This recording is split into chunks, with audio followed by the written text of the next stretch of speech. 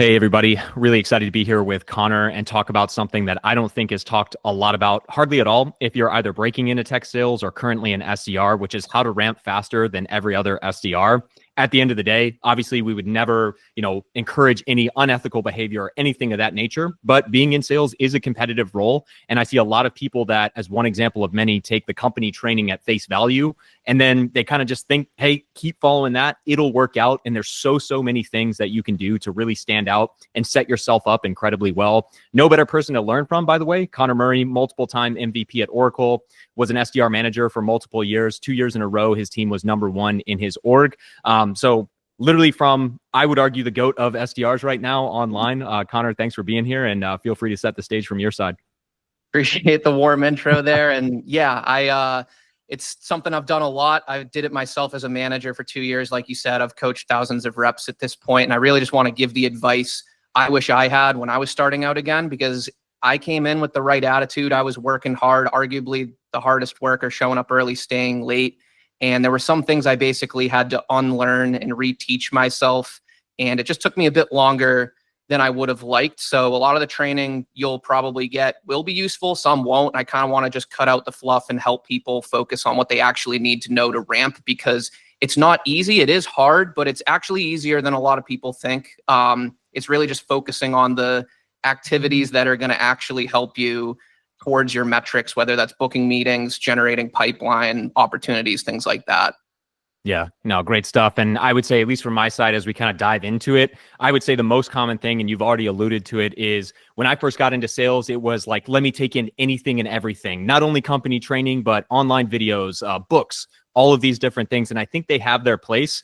But one, I would imagine we're going to get into, hey, what are actually the most critical things that you need to focus on? But two, especially if you're brand new as an SDR, it can feel overwhelming. It can feel like there are a ton of different things to do. So not only what are the important things you should focus on, but I would imagine also you're going to lay out kind of a rough order of operations of like, hey, you need to know all of this, but here's number 1, number 2, number 3. So feel free to take it from there and set the stage, but really well said. That's a good way to put it. Order of operations is kind of how I think about it. I've also referred to it as a SDR hierarchy of needs. If anyone's familiar with the Maslow, sort of a play on Maslow's hierarchy of needs, where there's sort of this pyramid of things that are all important, but if you don't get the pillars or the levels at the base right, it makes everything else harder. Quick example: if you have good, effective cold call messaging, maybe you have a script that's super comfortable for you, but you don't have your processes in place when it comes to building lists and how to use your tools, then that's great. But if you can only make 10 dials a day,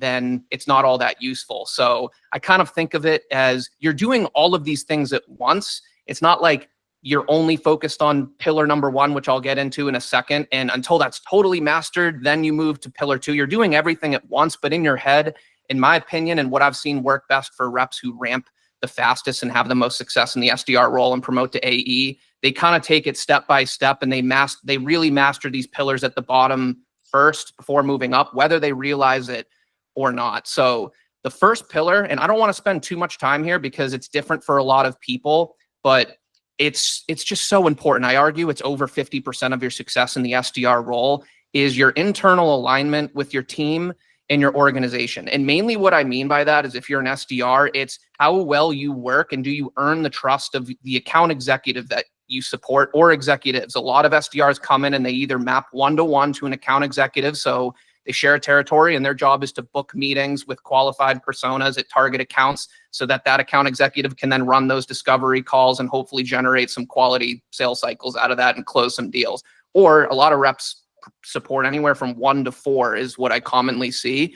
And if you don't get this relationship right, it just creates so much friction for yourself down the line. And I've seen it. When I was an SDR manager, I was in an interesting position where I coached 2 teams basically from scratch. But what was interesting was that we basically had the same set of account executives that those SDRs supported throughout those 2 years. So I watched how 2 different SDRs worked with the same account executive. And there were instances where one rep the first year told me, and I took them at face value, oh, this account executive's just awful. I booked these really good meetings. The calls go really well. I've booked 25 meetings for them, and I've only gotten 2 qualified opportunities out of it. I took them at face value. I'm like, man, that AE either sucks at running these calls or is just way too hard on their qualifications for what makes an opportunity, which was ultimately one of the key metrics, is how many qualified opportunities do you generate. But then the next year, the same rep who, in my understanding, was holding the same one-on-ones, booking similar levels of meetings, was getting like 4 or 5 times the results. And what I realized was they were just better at earning that AE's trust, communicating how they get paid, creating a good give and take relationship. So what I mean by this is there's basically 2 jobs you have as an SDR when working with your account executive. One is first and foremost earning their trust that the juice is going to be worth the squeeze. You're not going to be great out of the gate, most likely, but they want to see, does this person come to our weekly meetings with a plan? Have they executed on what we talked about in the previous week? Do they come with, do they seem to be improving week over week? You don't need to be a master, but just signals of that are like the AEs like, okay, this is someone I want to invest in, work hard in. Maybe it'll take a few months, but they'll eventually start producing results for me. And they'll be a lot more lenient in terms of, do I get on meetings that this rep sets? If it's a 50-50 jump ball, does it turn into do I put it in the system as a qualified opportunity or not? So you have to earn your stripes and kind of come to the table with a plan and earn their trust that you're going to be worth investing in. But at the same time, you don't want to kiss up to them and just let them walk all over you. This is honestly an even bigger mistake I see a lot of SDRs make, and a trap they fall into, where they basically view their account executives as their superiors, and they get boxed out of their territory. They might have a territory of 100 accounts, but the account executive's like, you can't go after these 90 or 80. You can only go after this subset, when it should be the opposite. It's your territory just as much as theirs. Like, you're in the business development organization, they're in a different organization that's focused on closed revenue. Yours is in like the next 1 to 2 quarters is what they're mainly focused on, bringing in business. You're in an organization that's focused on 3-4 quarters plus out, developing pipeline. A lot of times your metrics are just as important as theirs. You have the same territory to accomplish them as theirs. So here's a key, like, actionable item you can do if you're starting to meet with your account executives is, in that first meeting, don't ask what accounts should I go after. Ask what accounts should I stay away from. Because if you ask what accounts should I go after, you're going to create this give and take relationship where they give you a few accounts to go after every week, and you're kind of trapped within those accounts. And then you have to go back to the well for more. Where if you say, what account should I stay away from? Sure, if they have active deal cycles going on and it would be weird to have a new point of contact start reaching out, cool, we want to play nice. But otherwise, it's your territory just as much as theirs. And the other key reminder is to always remind these account executives how you get paid. What are your metrics? Is it number of meetings set? Is it qualified opportunities? Is it a pipeline of value associated with those opportunities? A lot of these account executives, they're professional hires, and they don't even know how the SDR org works a lot of times, or how you get paid. And you have to constantly remind them. That's how you win those 50-50 jump balls, and why a lot of reps in the same territory booking the same amount of meetings, one will hit 200 or 300% of their number, and the other will hit 50. A lot of times the difference is just how well you are communicating and working with your account executive. So that's what I want to say on that. But I put that as the base pillar, because if you don't have a good relationship with your AE, all of that other work you make, coiling the spring, which we'll get into, making cold calls, emailing, the grind, you're just kind of handicapping yourself if you don't nail that relationship out of the gate. No, really well said. I think it's hard to appreciate as well how much that compounds over time. Like, in terms of an actual quota attainment in your first 3 to 6 months, negligible, I would say. Like, maybe it helps a little bit. You get an extra opportunity here or there, but it's really the second 6 months and beyond where you're working with account executives that have your back. If you've gotten them results, where I see that compound exponentially in quota attainment. Really well said. And I'd also argue to your earlier point as well, in terms of asking them what accounts I should go after. I've had SDRs ask me that before, and I'm just like, Verizon, I don't know, because it sounds good, because like they're technically in my territory, but I haven't had time to actually cohesively even come up with a plan. So the asks that you have for your account executive, you're not even necessarily getting quality data back from them, and they may be offloading something that they just haven't put any thought or attention to. So anyway, I know we could go down that extreme rabbit hole, but I think that really sets the stage. And I think, order of operations, like number one, coming in, quality over quantity. Just because you're talking to them doesn't mean you're great. If you come to those meetings, like you said, prepared, maybe you don't even contribute that much early on because you're soaking it all in. That isn't necessarily a bad thing if you're not within 2 weeks, like, providing tons of value on a call. Anyway, I'm sure we could talk about that forever. Maybe looking at kind of the next pillar in your mind, or next stage of this, where do you see, okay, I've kind of planted the seeds for account executive relationships, but now I'm maybe coming up on the end of month 1. Where's the next area of focus? Yeah, and I don't even view it as the end of month 1. It's not like you have to wait to accomplish pillar 1, whatever that means. Like, until I have a good relationship, then I move on to pillar 2. You're kind of doing these things in conjunction.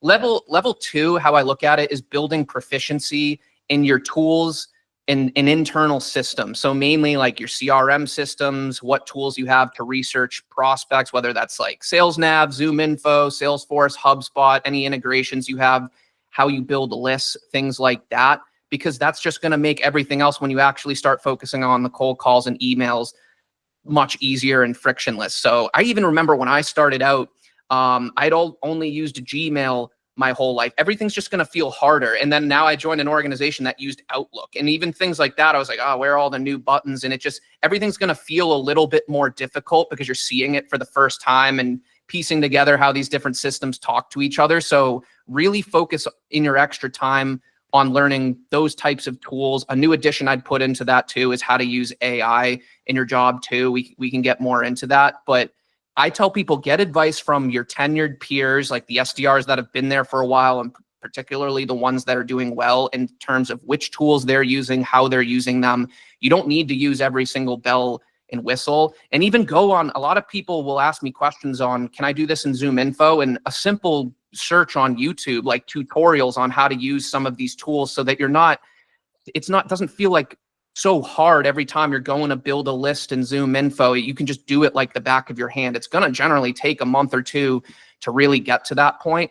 But the key activities I say that reps really need to focus on mastering, it's basically 3. 1 is the ability to filter prospects and leads in your territory by desired criteria. So whether that's a department they're in, a job title, an industry, a geography, or some combination of the 3, you need to have an easy ability to go into a B2B contact database and filter for directors of IT that work in retail in a specific list of accounts in your territory. The next key capability is to be able to add them to a list once they're filtered.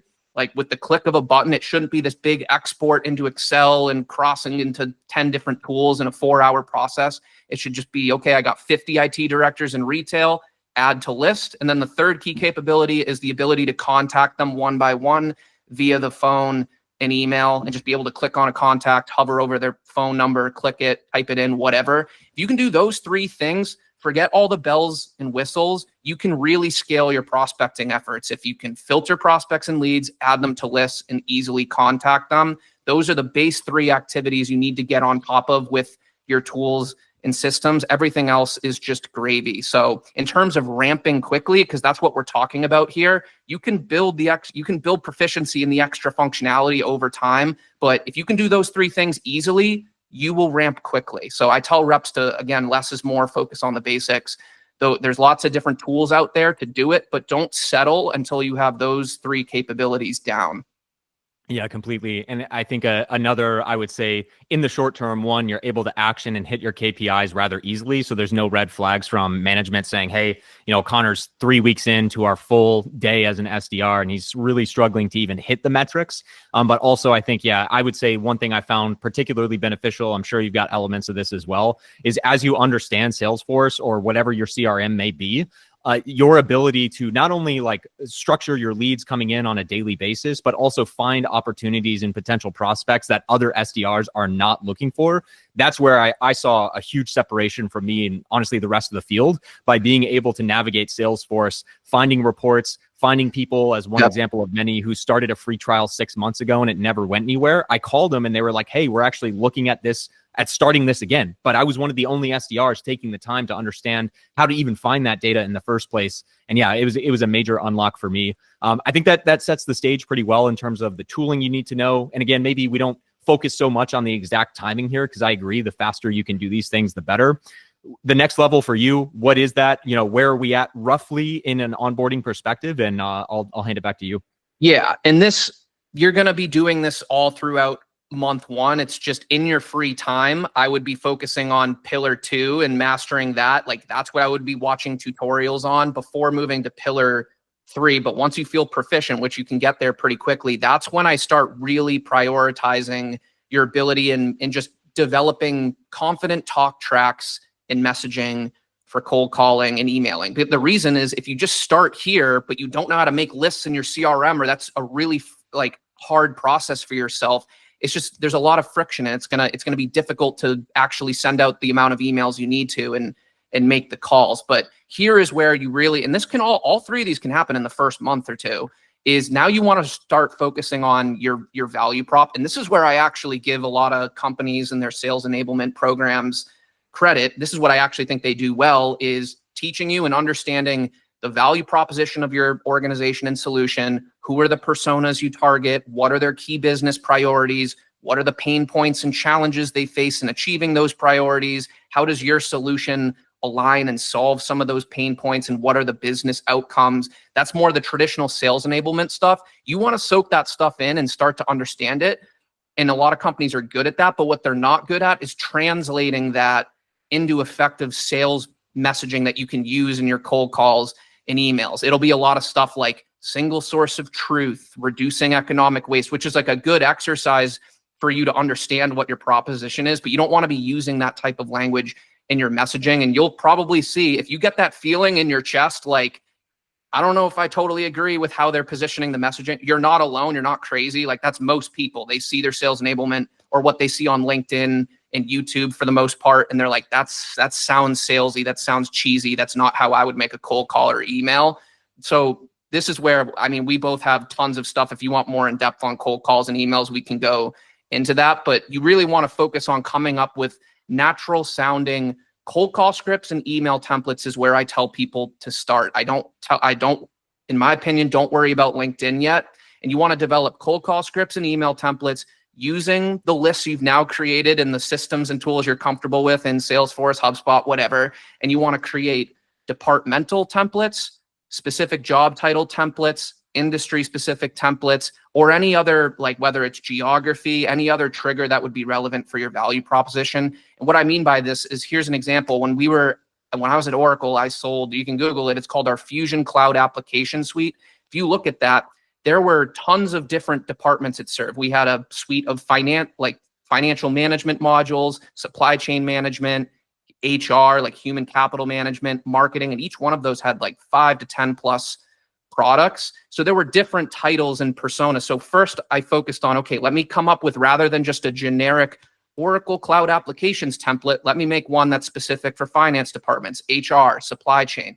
Then within that, I started getting job title specific. So within finance, as an example, 2 key titles we would go after. One were people in FP&A, financial planning and analysis, and others were controllers. They both had similar jobs and similar responsibilities, but controllers are more on the accounting side, where they're focused on closing the books, compliance, like actually accounting for what happens in the business on a monthly basis. And the FP&A people were more in charge of taking that data that's been accounted for and making forward-looking financial planning, capital allocation type decisions. So I could create different messaging for the same product, but to FP&A people on that list, I'm going to make the priorities more around what they care about. And same thing with the controllers. Priorities and challenges they face is what I made the templates more about. And I slowly built that out over time. That happens over months. That's not going to happen in a day. AI accelerates this now. Like when I was an SDR, you had to do that manually. But that's the type of messaging you want to start building out for yourself. So you start at the general level, then I recommend moving to department, then job title specific within those departments, and then even industry specific templates like finance personas in banking, finance personas in retail, etc. And then if you really want to get advanced, start getting comfortable with telling maybe your top 3 customer stories. And I'm not talking about, we helped Microsoft, Google, and Amazon close the books faster by 30%. More focus on use cases. You don't even need to be ready to name companies. People don't care about logos. They care about use cases. If you can talk about a use case or a challenge that they face and how you solved it for a different customer in a natural way. Like I've even done it in the past where we replaced vendor A in a trial period. In a 2-week trial, we reached parity with with their current vendor. I'm not going to name them, but vendor A environment. And it was 50% of the cost. And even things like that, I didn't name the company, but they're like, it sounds like you have a process for measuring it. And that's what gets them going. It's not high level, fluffy customer logo, customer slide is what I'm talking about. But here's where you want to build out all of those scripts, templates. There's going to be a lot of iteration there. Again, go to the top reps first. Sales is a lot of people who are new to the SDR job. They're coming out of school where like plagiarism is obviously frowned upon. Just know that like in the sales role, they want you to plagiarize. Like if someone has a good script or a template and they're crushing it, go steal that. Like that's what they want you to do. Stand on the shoulders of giants or whatever that saying is. Like start with what works and then build on that from there. You don't have to come up with all of this yourself, but that's where once you're comfortable, you got that good relationship, you got comfortability with the tools and processes in place. Now you're really focused on actually becoming better at cold calling and emailing.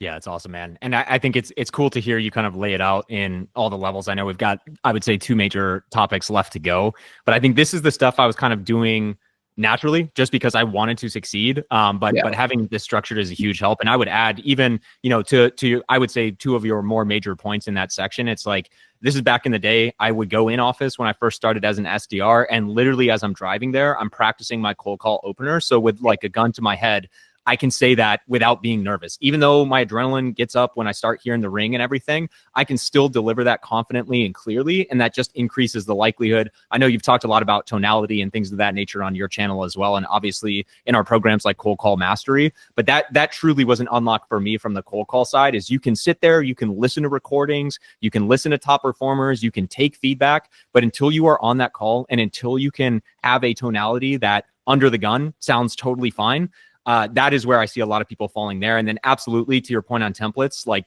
don't reinvent the wheel. I know you gave a lot of great points on how to create templates in the first place, but that should, in my opinion, if you've never sent a cold email before, you are going to the top performers, finding that, and then iterating from there, right? Exactly. You're iterating from what's working. You're testing that once. And this is very real for me as well. In my first job as an SDR and also full cycle AE, I would find like, let's take that example from earlier, 6-month-old free trials that never went anywhere. I would build a cadence around that to try and get them reactivated. And once I found that, it's like, interesting, let me look at closed lost opportunities, or let me look at people who downloaded this white paper or this specific persona. All great things, just reinforcing that from my perspective. Totally agree. And one final thing I want to add on this pillar is because you just pointed that out, going especially for email and just taking what's working. If you want my opinion, hard answer on how to ramp quickest, I'm huge on cold calling. I think that's the more AI proof. It's going to be the more important form of prospecting going forward. But the quickest way to ramp is over email. And the reason my teams, when I was an SDR manager, ramped so much faster than the other teams was because in my head, I was like, I've been a rep here for 5 years. I know these people are brand new. They've never done this before. They probably have imposter syndrome, but I've sent tens of thousands of emails. I have templates that I know statistically work. So I'm going to give these to my reps. I'm going to teach them what I want to get into next is the cadence to use. But you don't have to know anything about your company if you have the right words and you're getting the right email templates into the hands of relevant personas and you're doing that at a high enough volume consistently, you will book meetings. And I found email is the quickest way to get started, but cold calling is the higher upside, higher value form of prospecting, in my opinion. But if you want to really ramp up quickly, email is what you want to get down first, in my opinion. Totally. I think that segues well into level 4 of 5 here that we were going to talk about as well. So I'd hand it back to you in terms of that next step. Yeah. So that next key level is now you got the messaging in place. You're starting to feel comfortable with it. Now it's about it's more process oriented. How can we start to be more efficient with this messaging and execute on a simple, repeatable outbound cadence? Because if you take a step back, the way I view success in the SDR role, especially if your KPIs are around booking as many meetings as you can and generating opportunities in pipeline, the goal at a high level is to get relevant, value-based messaging into the hands of your target personas as frequently and consistently as possible. So it's like, how can we structure our day and our process in order to accomplish that? And I prefer simple wherever possible. Less is generally more, in my opinion. So I don't like a lot of these cadences that really I struggled with when it's how I was taught, where I see it's like 15 touch point cadences for every prospect, where it's like cold call day 1, then call day 2 again and leave a voicemail. Day 3, send a LinkedIn connection request, but no message. Day 4, send your first email. Day 5, now send them a request on LinkedIn. And it's like, how are you supposed to keep up with that?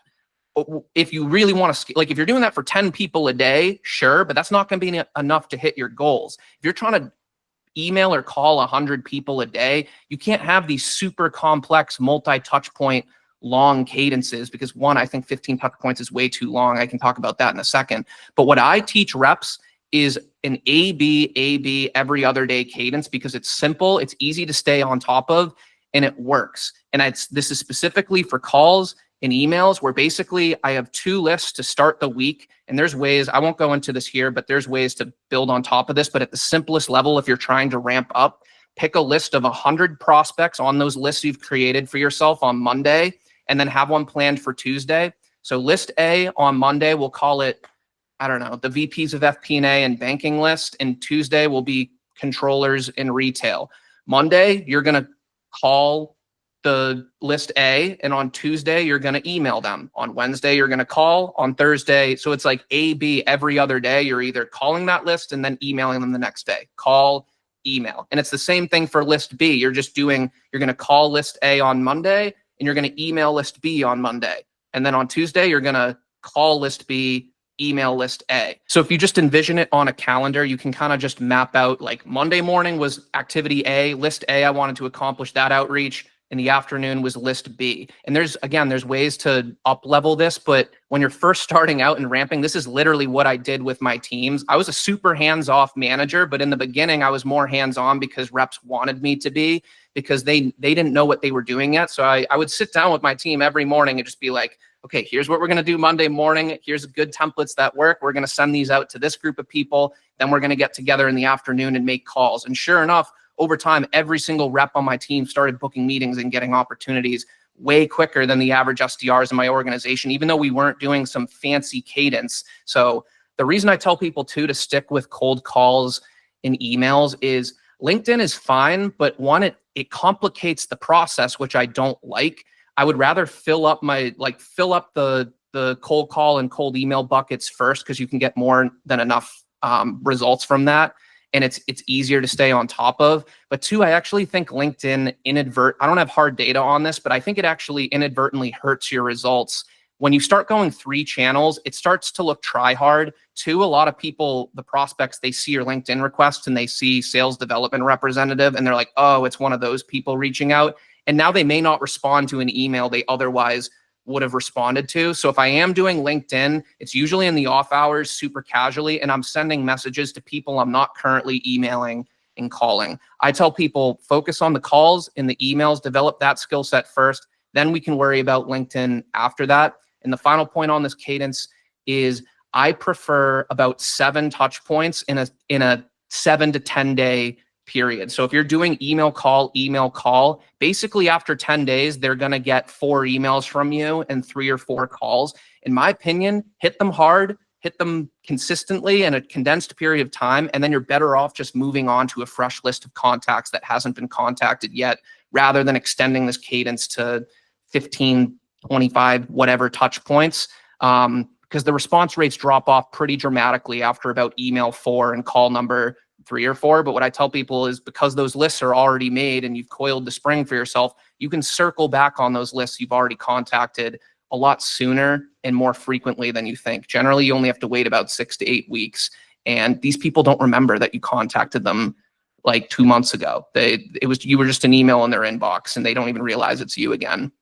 Totally. I would even tell you there's a company that's been reaching out to me a lot. And even though I recognize that they've reached out to me before, every time I get hit up by someone, I'm like, was this the person that reached out last time? I don't think so. Like, I treat it kind of as a new email. And I think tons of great takeaways there as well. One thing I would say is this kind of leads into the last point as well. This infrastructure is so important, not because it is the right answer per se, but it allows you to have a strong sense of what you are doing and thus iterate more intelligently, which is something I see, I think, with some of my peers. This is way back, so obviously not naming any names or anything, but it's like things are working and they kind of just copied like one thing that was working, but now they've more or less exhausted that playbook, or they've kind of hit all those personas in their territory. And now they have no real idea of how to keep that momentum or try something different with a different persona in the same territory, a different type of lead going through their CRM. So I think just re-emphasizing again, I know this also sets us up for your last point, but this isn't like the secret per se, but it is the best way to actually track your progress and then very intelligently take chances that have a much higher likelihood of success. But I don't know if that sets you up to go into the last level, but yeah, I think you were kind of leading us there with like the last key level is once you're doing all of this, you got the good relationship in place, you're working well with your team, you're comfortable with the tools, you got good messaging, you're developing confidence with, and you're getting now using a process, a lot of that messaging out.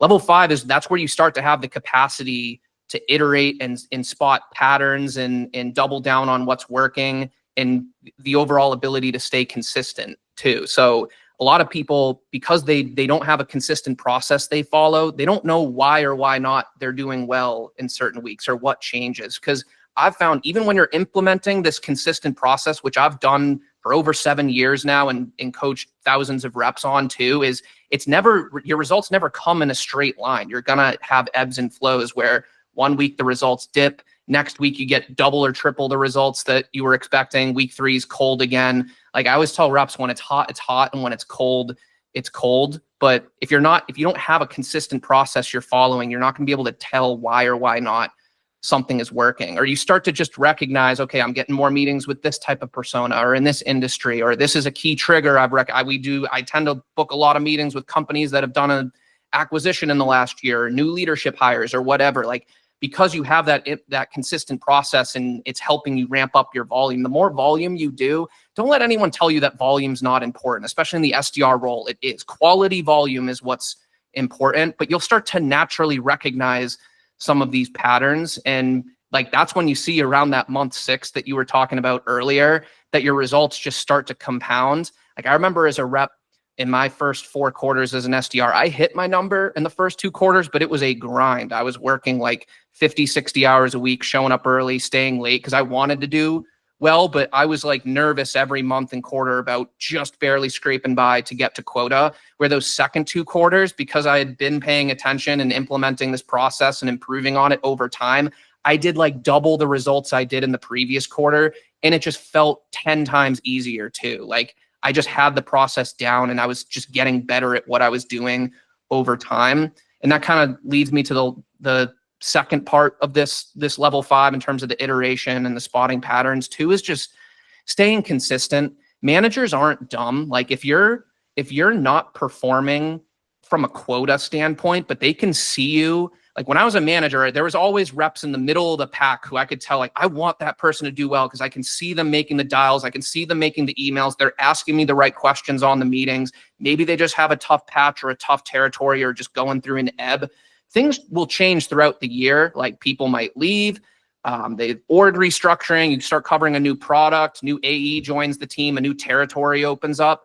If you're that person who the manager's like, I like this guy, I want them to do well, they're in the middle of the pack, but they could use a little boost here. You're the one who's getting that extra territory. They'll generally take care of the people, and they're not stupid or blind to this stuff. So don't think just because you're not hitting your quota or something that all is lost, because that's not the only thing that matters. It's an entry-level position. They do want to see you get better over time, but that's another reason and why the process helps a lot, is if you're consistently doing the right things over and over again, it builds your brand internally. I think it's an overused term, but in the end, your goal as an SDR for most people is to promote to an account executive. And that's half the battle too, is how leadership views you. Because I can promise you, I was a manager. A lot of times the SDRs think they're invisible, or that the directors and the VPs don't know who they are. I promise you, they know who they are. And I worked for a really big company. Like you probably worked for a smaller company than I did. And even at the big companies, they know who you are and who's doing the right things on a daily basis, even if the results don't show it. So that's kind of how I view level 5, is where you have the base structure in place from a process and tactical standpoint. And now this is where you start spotting patterns for yourself, doubling down on what's working, and then staying consistent with it over time.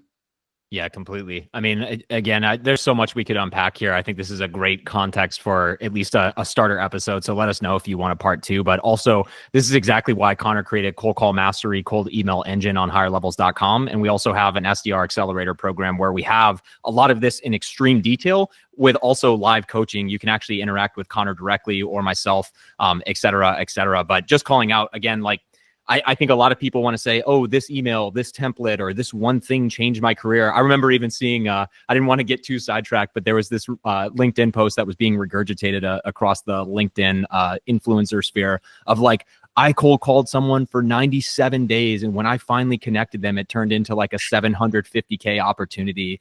And it's like, maybe, but again, it's like, I just see so many SDRs come into this and they see a post like that, or they read a book from someone who's not even selling databases or anything related to what they're doing. They're taking in 100 different pieces of content, which I think is good if you approach it saying, hey, I'm looking for maybe one nugget. But I've definitely seen the opposite. If you don't have this structure in place where you get these SDRs in a death spiral where suddenly nothing's working. So it's like 1 week I saw Connor's video on his YouTube channel and it sounded great and I tried it. And then because I didn't see results within like 4 days, now I'm seeing Eric's video. Now I'm seeing this post. Now I'm seeing all of these different things. And it just becomes a really, really tough place to be in if you don't have that infrastructure in place. But Connor, thanks again, as always. Obviously, if you guys are not aware, Connor has a YouTube channel as well. I definitely encourage you guys to check that out. Anything else, Connor, that we may not have covered, or maybe a good place to end it for part don't one? Get distracted by every shiny object. Focus on the basics, mastering internal processes, your internal tools, org alignment, things like that, the messaging, simple structure to implement it all. And then you can start focusing on the shiny objects later if you want to. But that's what's going to help you actually ramp up and roll. Yeah, no, awesome episode. I think, again, hope you guys got a lot out of that. If you guys do have any questions, feel free to comment below the video as well. I definitely monitor those myself. And again, if you are looking for extra training, live coaching from someone like Connor or myself, and or maybe you even have an education stipend in your SDR role, check out higherlevels.com. We have a lot of programs and work with literally the best SDRs in the world. But Connor, awesome deep dive. Thanks again, man. And no doubt, I'm sure we'll be doing another one soon. So sounds good. Thanks, man.